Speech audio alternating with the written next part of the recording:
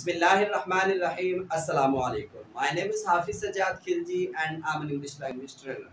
So friends, आज मैं आपको एक ऐसा सेंटेंस, एक ऐसा फ्रेज बताने जा रहा हूँ जो कि आम तौर पर हम अपने सेंटेंसेस में उर्दू में हम यूज़ करते हैं और हमें पता नहीं होता कि इसको इंग्लिश में कैसे कहते हैं।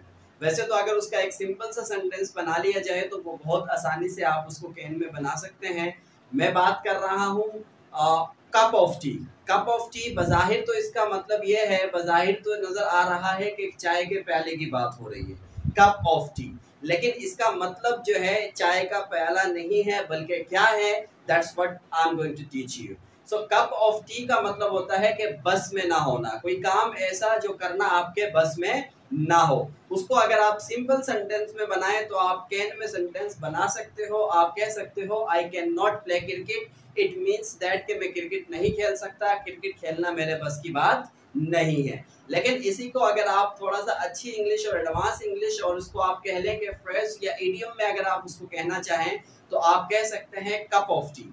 अब सेंटेंस कैसे बनेगा, आप कहेंगे playing cricket is not my cup of T. Playing cricket is not my cup of T, या फिर आप कह सकते हैं it is not my cup of T playing cricket. अगर कोई और आपने सेंटेंस कहना हो, जैसे मैं कहता हूँ कि speaking English is not my cup of T, English बोलना मेरे बस की बात नहीं है। अब ये मैं अपनी बात कर रहा हूँ, अगर मैं किसी और की बात करूँ, फॉर एग्जांपल कोई लड़की है उसके बारे में बात करूँ कि खाना पकाना उसके बस की बात नहीं है, तो यहाँ मैं क्या कहूँगा, cooking food is not her cup of T. तो यहाँ मैं हर यूज करूंगा माय की जगह पर। सो देन अगर किसी लड़के की बात हो रही है तो मैं कहूंगा playing cricket is not his cup of T. तो यहाँ लड़का है तो हिज आ जाएगा।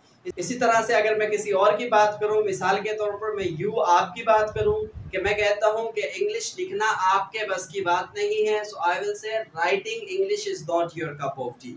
दोनों तरीके से सेंटेंस बन सकता है। अगर आप कहें कि it is not your cup of T writing English, आप कह सकते हैं writing English is not my cup of T. वैसे मैंने कहा है कि इसका सिंपल सा सेंटेंस कैन में होगा, कैन में आप सेंटेंस बना सकते हैं, लेकिन अगर आप इसको कप ऑफ टी में भी बनाना चाहें तो आप बना सकते हैं। सो उम्मीद करता हूं कि आपको आज का जो हमारा लेसन है कप ऑफ टी वो आपको समझ में आया होगा। कोई भी अगर आपका सवाल है, कोई भी सेंटेंस है जिसकी आप ट्रांसलेशन करवाना चाहते हैं तो नीचे कमेंट बॉक्स में आप पूछ सकते हैं हमसे। थैंक यू एंड अल्लाह हाफिज़।